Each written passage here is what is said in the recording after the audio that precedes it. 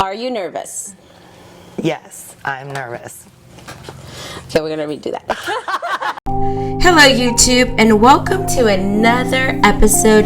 My name is Maria with Maribel Portraits and I am a Houston portrait photographer.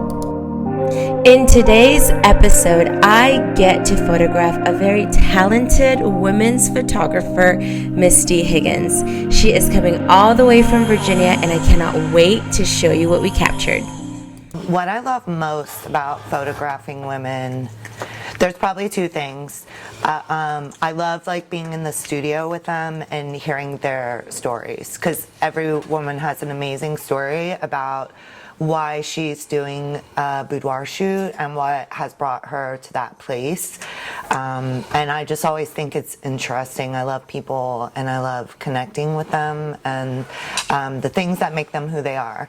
The other thing that I love most is the reaction from women when they're able to see themselves finally, like how I see them through my lens, or I just believe everyone is kind of a work of art.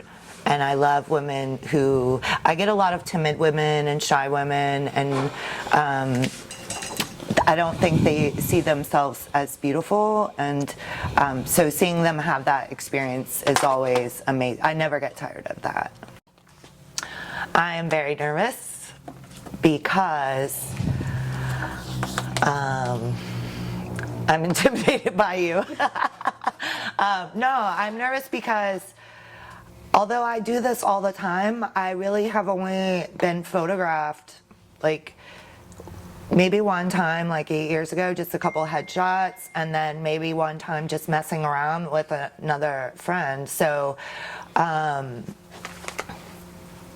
surprised, honestly, at how nervous I am. But it's I guess why everyone's nervous who does this. You feel vulnerable, a little vulnerable. You start thinking about the things the weight I've gained, and is my cellulite going to be showing, and am I going to look really chubby in all the pictures and Maria just won't tell me. And then just also being in front of I admire you and I have a lot of respect for you, and you are crazy talented, and just being around you makes me nervous.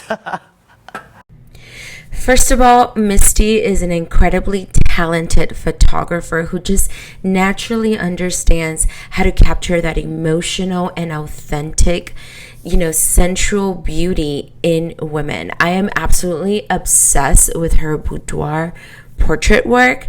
So of course I jumped at the chance to be able to trade sessions with her. So go ahead and visit her on Instagram and give her a follow. As you can see, she has no reason to be nervous. Yeah, I had this, I call it crippling anxiety, is what I had this morning, which is different from my normal everyday anxiety. I'm very introverted, but as you guys have seen, once I get to know people a little bit, I feel very comfortable and my goofy self. But in thinking about today, I found myself I decided to go ahead and come to this, and my friends pushed me. I will tell my friends what's going on with me, and I have amazing friends, and they're like, you need to go, you're feeling this way because this is what you do and who you are, and you're introverted, and it's going to be amazing, and when you get there you're going to learn all of this fantastic stuff, and you're going to meet new people, and you're going to be so happy that you went. And she was absolutely right. And it has been that way. And this morning I woke up, and I guess thinking about this, I'm getting ready to turn 49, and there's been a lot that has happened in the last 4 years. This is where I get personal and vulnerable, and my business was doing amazing. I was kind of the golden child in wedding photography in my town, my area.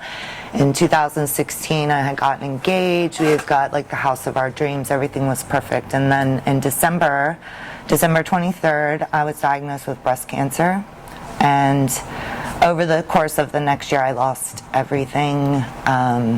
So I had this beautiful long hair. I was like vibrant, perfect body, all this stuff. And suddenly I was sick. I had to give up my business.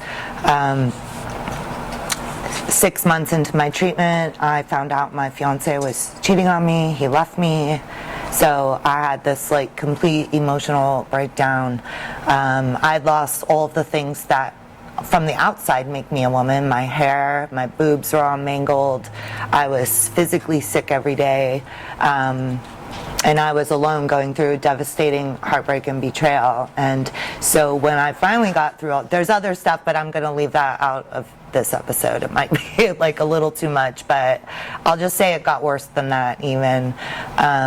So the next year, I spent rebuilding my life, getting back to work, rebuilding my business, and that's what I've been doing in the course of that. Basically, this guy that was like the love of my life was fighting cancer too. He got diagnosed right after me. We were great friends. He was an incredible photographer. He was my mentor. He was married to someone else, but we just had this like soul connection, and he died in June of 2019, so right after the whole cancer thing. And watching someone go through that is just like so traumatic. And 2 months before he died, my mother was diagnosed with metastatic colon cancer and breast cancer. And so I just spent the last 2 years walking my mom through that journey, which was hellish. I've been on both sides now since I've had cancer and been a caretaker, and I would choose having cancer any day over. So my mom died in January. There's been a lot of life changes this year, and I'm getting ready to turn 49. So I guess I was just reflecting a lot as I was thinking about this today, and like I like beat myself up like so many women do about like I don't look like hot anymore. I'm like, I don't hate myself, don't get me wrong, like, you know, I know like I'm okay, and on day to day I'm like, okay, I look pretty good for 49, but it's very different than it was. And I've been like in menopause, and I have all these health issues that make me feel like crap, and so I don't feel very attractive most days, and I'm not a girly girl that wears makeup, or I can't fix my hair to save my life, things like that.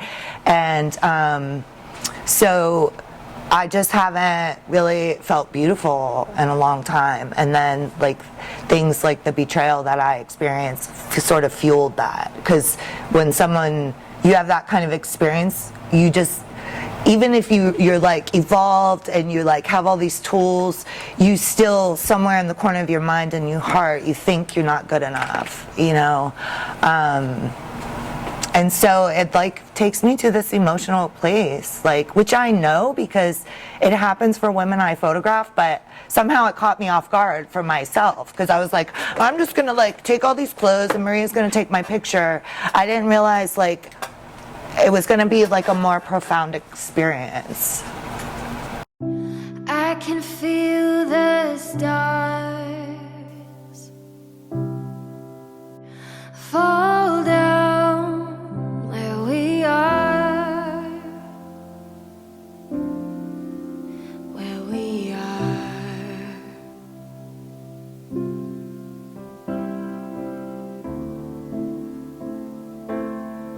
Living in the glow, ain't it all beautiful? It goes on, and I never feel alone. I can hear the night train rumble on in the dark.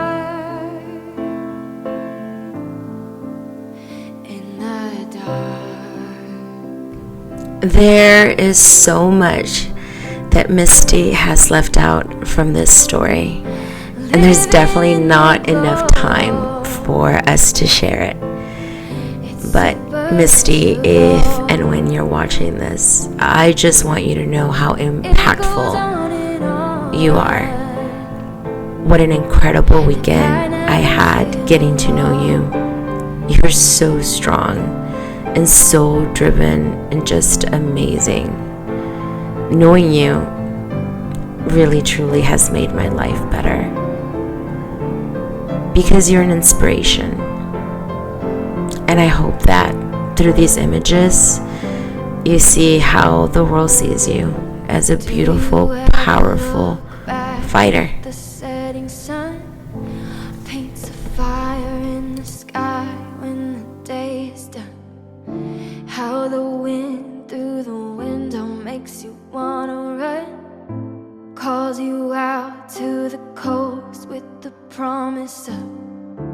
Do you ever look back at the setting sun? Paints a fire in the sky when the day is done.